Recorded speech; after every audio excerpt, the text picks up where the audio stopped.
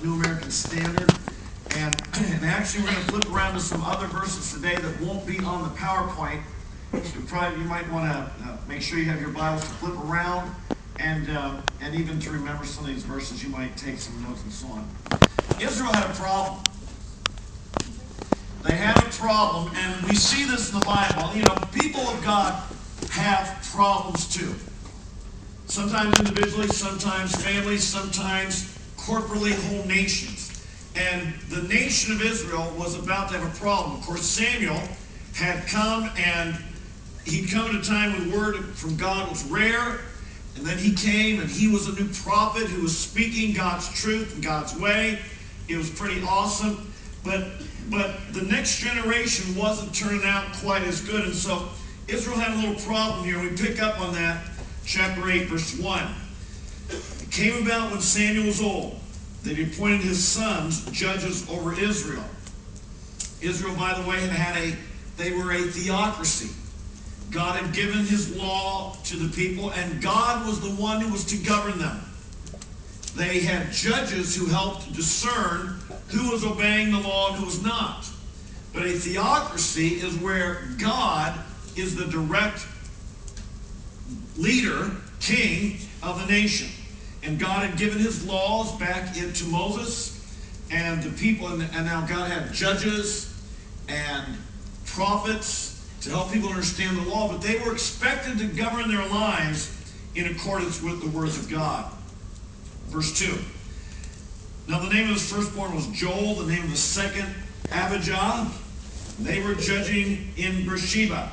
His sons, however, did not walk in his ways, but turned aside after dishonest gain, and took bribes, and perverted justice.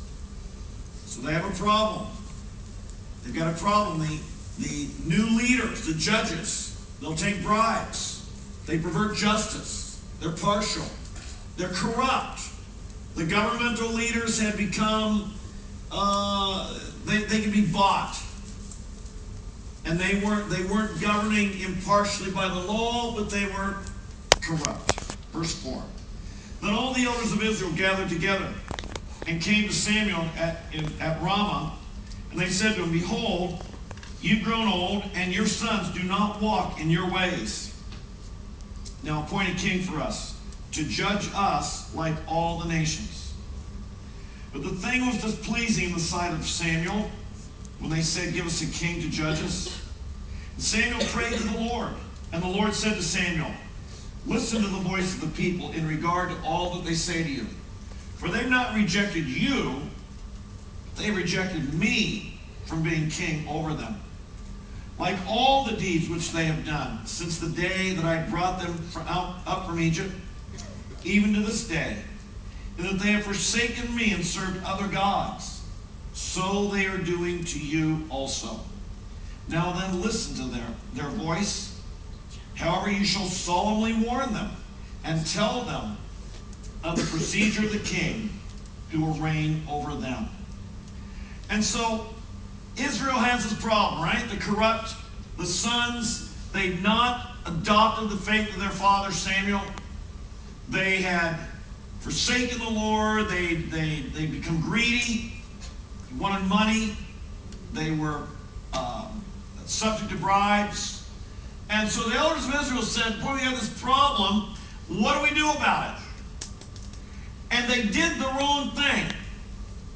Rather than go to God, and rather than say, God, give us good leaders, good rulers, men of honesty and integrity who aren't subject to bribes and so forth, they said, well, let's us be like the other nations around us.